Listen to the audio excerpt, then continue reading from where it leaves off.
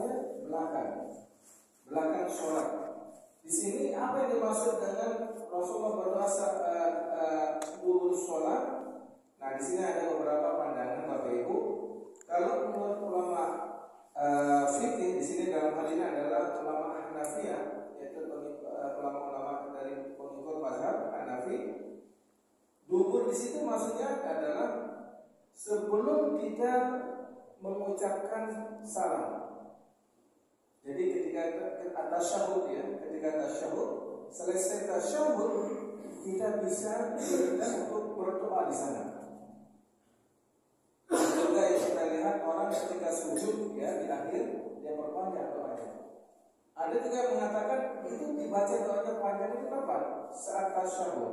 Karena tasyahud itulah merupakan akhir kegiatan sholat.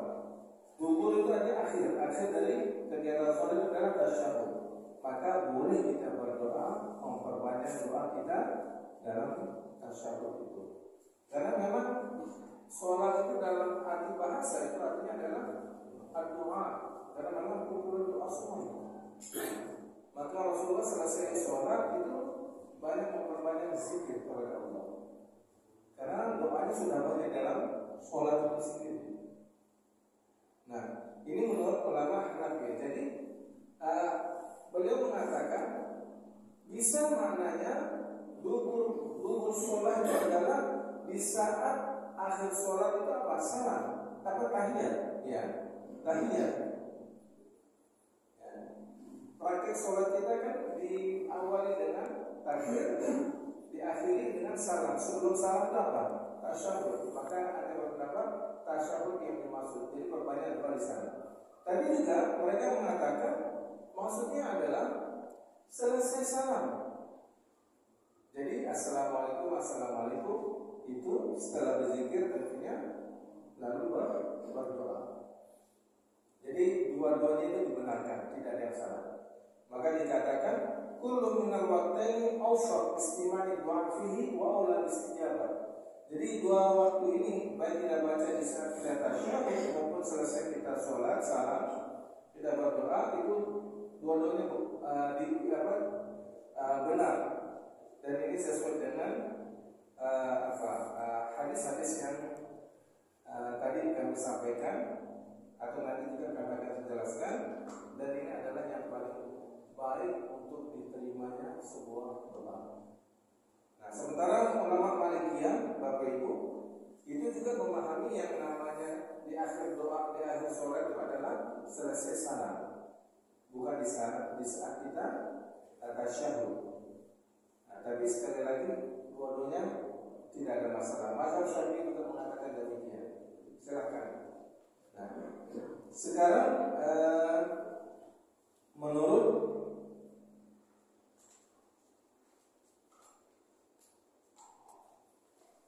Ibnu Taimiyah mengatakan, ya, wazaba Syekh Taqiyuddin Ibnu Taimiyah wa tabi'ahu ala zalika tilmizu Ibnu Qayyim al-'adami masru'iyati du'a pada salam min as-salat. Nah, yang berbeda di sini adalah pendapatnya siapa? Ibnu Taimiyah. Ibnu Taimiyah mengatakan tidak disyariatkan kita berdoa selesai sholat itu. Ya, tidak disyariatkan. Ada masru'iyati du'a pada salam min as-salat. Tapi yang dimaksud adalah kata Ibnu Taimiyah qabla salam, yaitu ketika tasyahud. Nah, tentu tadi saya menyebutkan pendapat dari mazhab semuanya itu mengatakan dua-duanya boleh dan disyariatkan. Maka nanti ketika kita melihat ada perbedaan saudara-saudara kita selesai berzikir dia tidak berdoa, ya karena dia mengikuti mazhab Ibnu Taimiyah. Ibnu Taimiyah ulama besar. Kita fatwa juga menjadi marji. Nah, paling tidak Bapak Ibu, setelah kita mengetahui ini, oh iya, ini pendapatnya mazhab sahabat. Dia tidak termasuk mazhab sebenarnya. Ibnu Taimiyah ini mengikuti mazhab Hambali dalam fikih, tetapi terkadang banyak tidak sejalan dengan pandangan Imam Ahmad bin Hanbal. Baik, ini berbicara tentang perbedaan dalam kita melaksanakan doa itu, kita sudah memahaminya. Nah, di mana letak perbedaan tersebut. Nah, sekarang bagaimana dengan kita mengangkat tangan saat berdoa? Di sini juga dikatakan disyariatkan kita kalau berdoa itu angkat tangan. Kan kadang-kadang kita melihat ada yang tidak mengangkat, dia diam saja dalam hati. Nah, di sini dikatakan disyariatkan kita ketika berdoa itu dengan cara mengangkat kedua tangan kita.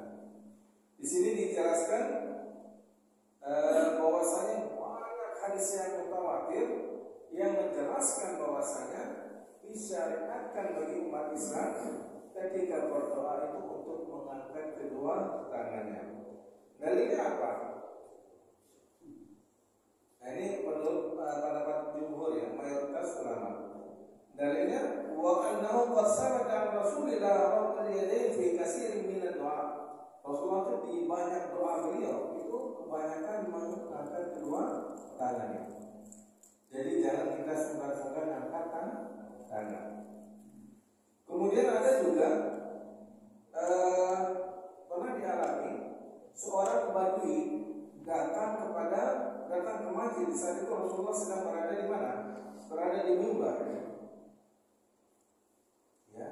Kemudian dia mengatakan, nah ini terjadi di hari Jumat ya. Datang orang badui, banyak sekali dalilnya. Kemudian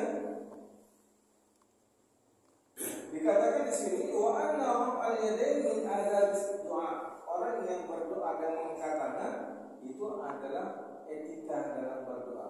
Nah, ada yang menarik ini Bapak Ibu dalam penjelasan sebuah hadis bahwasanya Rasulullah itu ketika berdoa, doa itu untuk kebaikan, ya, mohon pertolongan, maka Rasulullah itu meletakkan tangannya seperti ini.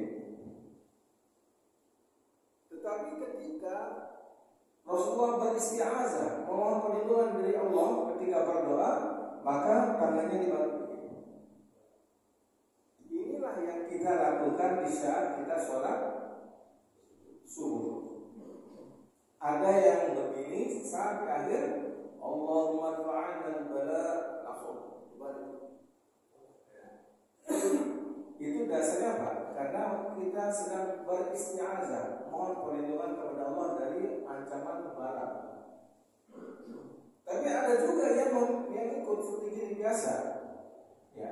Ya artinya minta supaya di dunia dan di akhirat semuanya ini dijauhkan. Tapi ini ada kejadian Bapak Ibu. Ini yang nakal ini, ada suami nakal. Dibawa istrinya pergi umroh. Lalu dia berkata, Umi, kalau Abi nanti berdoa di depan multazam, aminkan ya. Apa katanya? Aminkan ya. Iya, Abi kata sang istri. Taat ya. Ternyata sang istri, sang suami berdoa di depan multazam. Ini kalau multazam Bapak Ibu, orang kalau berdoa pasti makbul. Rupanya istri ini juga paham rupanya isi doa. Istrinya itu ketika mendengar suami berdoa, apa dia bilang? Allahumma zawwizni marratain, ya Allah nikahilah aku 2 kali. Nah, lalu istrinya mengatakan amin. Senang suaminya, tapi dia tidak lihat tangannya begini. Dia tidak lihat tangannya jadi balik ini. Ya. Maka selesai suaminya berdoa, kata suaminya, tadi Umi, Abi dengar mengaminkan doa Abi, benar Abi. Tapi tangan Umi begini, itu masalah. Berarti itu kepada Allah, jadi temannya suaminya. Nanti ditolak itu ya Allah, jangan sampai kami mendapatkan. Nanti ibu-ibu, kalau ada suami berdoa, pakai tiba-tiba pakai bahasa Arab yang biasa bahasa Indonesia, hati-hati. Siap-siap saja tangannya dulu. Ya, ini sambil canda ibu-ibu ya. Sahabat kita semuanya termasuk orang yang ISIS. Ikatan suami istri satu.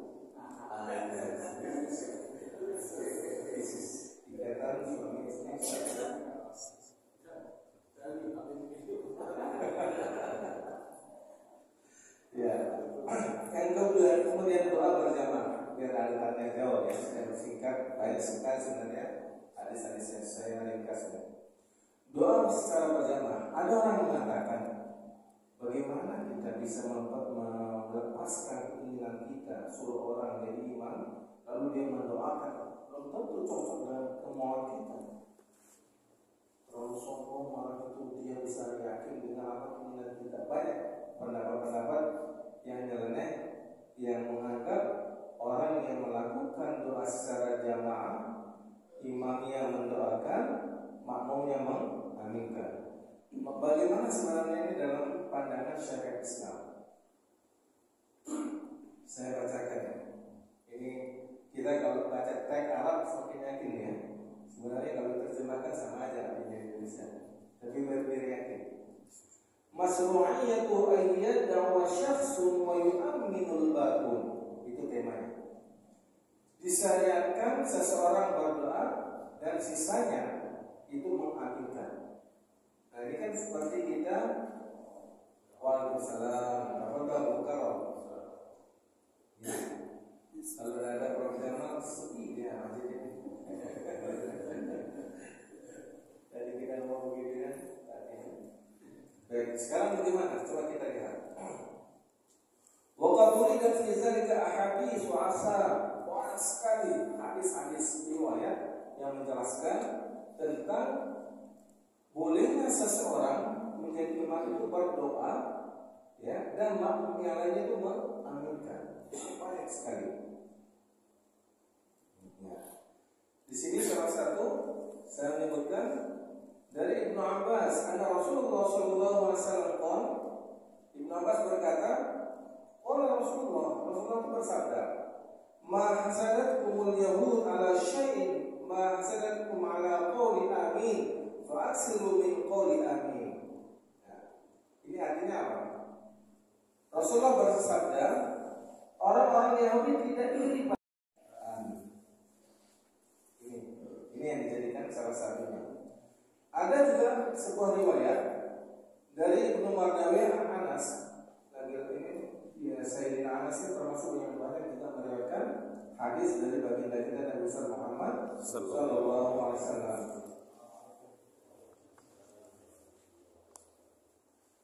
Nah, kalau saya terjemahkan ya, aku diberikan amin dalam sholat ya. Dan ketika berdoa, wa dan doa lam yu'ti ahad qabli, dan ketika doa, jadi Allah memberikan kepadaku, kata Rasulullah, amin ketika